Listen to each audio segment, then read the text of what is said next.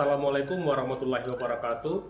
Saya Abdul Munir dari SMA Negeri 3 Pariaman, Kota Pariaman, Sumatera Barat. Video ini merupakan video pembelajaran tugas akhir pembatik level 3. Adapun topik kali ini mengenai flowchart diagram, mata pelajaran informatika, kurikulum Merdeka kelas 12 PASE F. Tujuan pembelajaran. Ada 4 tujuan pembelajaran pada kali ini. Yang pertama atau 1, siswa dapat memahami apa itu flowchart dan fungsinya dalam menggambarkan proses atau sistem. Yang kedua, siswa dapat mengenali menggunakan berbagai simbol flowchart seperti kotak proses, input, serta alur panah. Yang ketiga, siswa dapat menganalisis, memperbaiki menggunakan flowchart untuk meningkatkan efisiensi. Kemudian, yang keempat, siswa dapat merancang flowchart untuk menggambarkan langkah-langkah suatu proses dengan jelas dan secara sistematis. Apa itu flowchart? Baik, sebelum kita masuk ke flowchart, kita akan bahas kembali mengenai algoritma pemrograman. Nah, ini merupakan langkah-langkah atau prosedur yang harus dilakukan untuk menyelesaikan sebuah masalah. Nah, ada 3 notasi yang digunakan dalam penulisan algoritma. Yang pertama, untaian kalimat deskriptif. Yang kedua, flowchart atau diagram alir.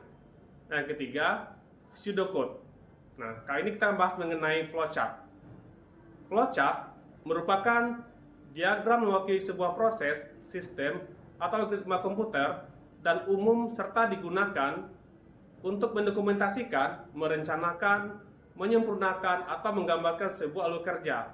Jadi di sini flowchart memiliki peranan penting dalam membuat sebuah program. Berikutnya kita akan membahas mengenai simbol-simbol flowchart diagram. Kali ini kita akan membahas ada 9 simbol flowchart diagram. Yang pertama atau ke-1 merupakan terminator. Nah, ini bentuk gambarnya. Terminator merupakan berfungsi sebagai permulaan atau akhir sebuah program. Biasanya diawali dengan kata start dan diakhiri dengan stop, atau boleh menggunakan begin, mulai, ataupun end, dan selesai. 2. Flow line atau garis alir. Ini berfungsi sebagai arah alir sebuah program.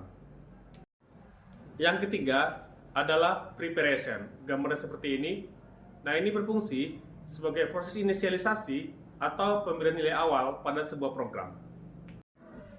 Simbol yang keempat adalah proses. Gambar seperti ini.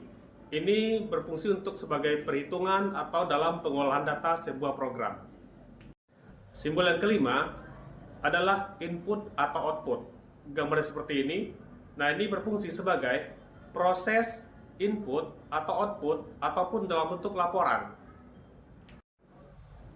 Baik, simbol flowchart yang keenam adalah predefined process atau dikenal dengan subprogram. Gambar seperti ini berfungsi sebagai proses menjalankan subprogram dari sebuah program. Simbol flowchart yang ketujuh adalah decision. Gambar seperti ini. Nah, ini berfungsi sebagai perbandingan pernyataan atau penyeleksian data yang memberikan pilihan langkah berikutnya. Ada 2 kemungkinan, ya dan tidak. 8. On-page connector. Gambar seperti ini. Nah, ini fungsinya untuk penghubung flowchart dalam satu halaman. Simbol flowchart ke-9 adalah off-page connector. Gambar seperti ini. Nah, ini fungsinya untuk penghubung flowchart beda halaman. Misalnya kita bikin flowchartnya nyambung ke halaman berikutnya, maka kita hubungkan dengan menggunakan off-page connector. Berikut mari kita lihat video cara membuat flowchart secara online menggunakan app.diagram.net. Inilah bentuk dari app.diagram.net. Langkah berikutnya tentu kita amati dulu apa yang kita buat. Di sini saya mencontohkan membuat sebuah program menghitung nilai Z jika dibagi dengan 2, apakah hasilnya 0? Jika ya, maka genap. Jika tidak, maka dia ganjil.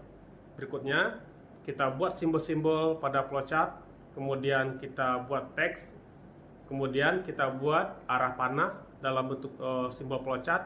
Setelah selesai kita simpan, atau bisa kita ekspor langsung dalam bentuk JPG ataupun dalam bentuk PDF. Kemudian setelah selesai, baru kita buat programnya dalam bentuk bahasa pemrograman, boleh menggunakan bahasa Pascal, pemrograman C atau C++, ataupun pemrograman lainnya. Jadi sangat mudah membuat program jika sudah membuat flowchart terlebih dahulu. Setelah flowchart dibuat, langkah berikutnya adalah membuat pemrograman dengan menggunakan bahasa pemrograman C++ secara online, menggunakan Programize. Kemudian kita coba jalankan programnya. Misalnya kita inputkan nilai Z adalah 8. Nah, berapa hasilnya? Kenapa ganjil? Kemudian coba lagi angka berikutnya, misalnya angka 11, apa hasilnya? Kena atau ganjil? Contoh flowchart menghitung nilai E. Nah, ini bisa kita buat menggunakan application atau app.diagram.net secara online, atau bisa menggunakan aplikasi Visio, menggunakan bisa Microsoft Word yang ada menu flowchartnya. Nah, ini contoh bagaimana kita menghitung nilai E menggunakan sebuah flowchart. Diawali dengan start, kemudian masukkan atau input nilai C dan D.